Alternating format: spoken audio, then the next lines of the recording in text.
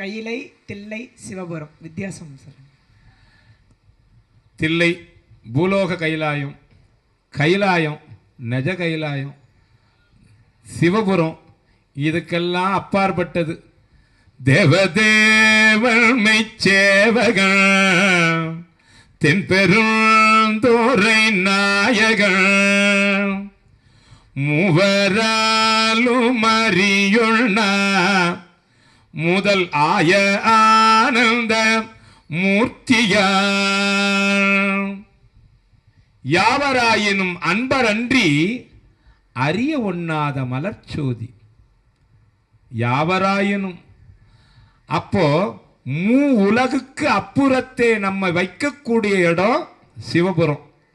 உலகுக்கு பிரம்மலோகம், வைகுண்டம், கைலாயம், இந்த உலகுக்கு அப்புறத்தே நம்மை வைத்திடும். அப்ப அந்த ஏரியாவுக்கு போறது யாருதான் தகுதி? அன்பர் அன்றி அறிய ஒண்ணாதது அந்த மலர்ச்சோதி. யாவராயினும் அன்பரே போவாங்க அங்க. அதுபோல எக்ஸ்ட்ரீம்லியான ஸ்டேஜ் சிவபுரம்.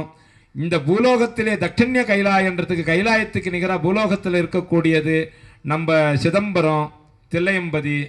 கைலாயன்றது வட கைலாயம். சித்த விகார கலக்கம் தெளிவித்து, சித்த விகார கலக்கம், சித்தன்றதுக்கு ஒரு மட்டமான ஒரு தன்மை உண்டு. அது என்ன பண்ணும்? கீழால் அவத்தையை நோக்கும் பொழுது இதுக்கு தான் நம்ம பிறந்துக்கிறோன்னுட்டு 96 தத்துவத்தில் சித்தம் என்ன பண்ணோம்? அந்த கரணம் கீழால் அவத்தையை பார்த்துட்டு கீழால் அவத்தை கூட உழல ஆரம்பிச்சிட்டோம். நாம் பூமியில் பிறந்ததே நம்ம குழந்தை குட்டியை காப்பாந்தம் பண்ணுறதுக்கு தான், நாம் இதுக்காக தான் இருக்கிறோன்னுட்டு. மேலால் அவத்தையில் நீ செல்லும் பொழுது சிவமே இறைவா பரம்பொருளேன்னு போகும்போது நாம் இதுக்காக தான் இருந்தோன்னுட்டு அங்கே போயிடும். அதுக்கு மட்டும் ஒரு சுதாவான ஒரு தன்மையே கிடையாது. அதனால தான் சித்தமலம் அறிவிக்கப்பட்டால் நீ சிவமாகுவாய். அப்போ அந்த கரணங்களில் மனோன்றது குழம்பிக்கிட்டே இருக்கிறது, புத்தின்றது அறிவுறுத்துறது, ஆணவம் அகம்பாவம்னு சொல்லக்கூடியது தலையெடுக்கிறது, சித்தன்றது மட்டும்தான் தெளிவடைகிறது. இந்த சித்தத்தை தெளிவடைய வச்சுக்கிட்டிங்கன்னா, விகாரத்தன்மை வரவிடாத பார்த்துக்கிட்டிங்கன்னா உங்ககிட்ட சிவபெருமா வந்து எழுந்தருள்வார்ன்றது அந்த பாட்டினுடைய பொருள்.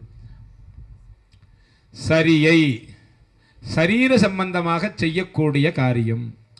கிரியை 96 தத்துவாத்தியங்களில் வந்து செய்யக்கூடிய காரியம். யோகம் சூட்சும ஆதாரங்களாகிய 96 தத்துவத்தில் ஆதாரங்கள் மூலமாக செய்யக்கூடியது. மூலாதாரம், சுவாதிஷ்டானம், மணிபூரக, அநாகத, விசுத்தி, ஆக்னை அப்படின்னு சொல்லக்கூடிய ஆதாரங்களை தூண்டி குண்டலினி மூலமாக மேலே எழுப்பி அட்டாங்க யோகம் சொல்லக்கூடிய ஏமம், நியமம், ஆசனம், பிராணாயமம், பிரத்யாகார, தாரண, தியான, சமாதின்ற அட்டாங்க யோகத்தை பண்ணி துரிய துரியாதித இருட்பாழ்வெளி, முப்பாழ்வெளி, பரவெளி, பராபரவெளி, பேரானந்த வெளி, சுத்த வெளியை போய் சார்ந்து நீ வந்து யோக மார்க்கத்தினுடைய உச்ச வரம்பில் சமாதி நிலையில செத்தாரை போல தெரியக்கூடியது யோகம். ஞானம் 4 விசாரக குணங்களுக்கு மேற்பட்டு நீ என்ன நிலையில இருக்கக்கூடியது, எப்படி இருப்ப நீ? ஞானம், ஞானேயம், ஞாதுரம்னுவாங்க. அதெல்லாம் ரொம்ப எக்ஸ்ட்ரீம்லேயே போகிறது. எந்த நிலைக்கு நீ போக போகிற? நமக்கு தெரிஞ்சது முதல் படி சாதாரணமான சரியை சிவத்தொண்டு பண்ணுறேன்.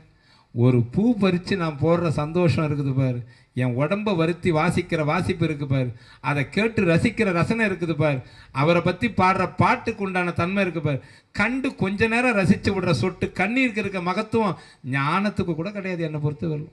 ஆக பக்தராக இருக்கிறவங்க தான் சால பொருந்தும்.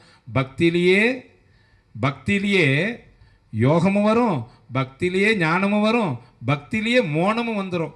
பக்தியிலே இருக்கும்பொழுது ஒருத்தன் மோன நிலை அடையிறான்னா அப்போ உச்ச வரம்புக்கு பக்தியே கொண்டு போயிடும். ஆகையினால நிலைகள்ன்றது வழிவகுத்து வச்சாங்க. இதுதான் பெருசு, இதுதான் சின்னதுன்னு படிப்படியாக வச்சாங்களே ஒழிய எல்லாமே படிப்படியாக கொண்டு போகக்கூடியதான். ஒரு மேலான மாடிக்கு 4 பக்கம் போவாங்க, அதில் ஒரு பக்கம் போகிறா போல ஒவ்வொன்றும் வழியது. பக்தியே தியானம், பக்தியே யோகம்.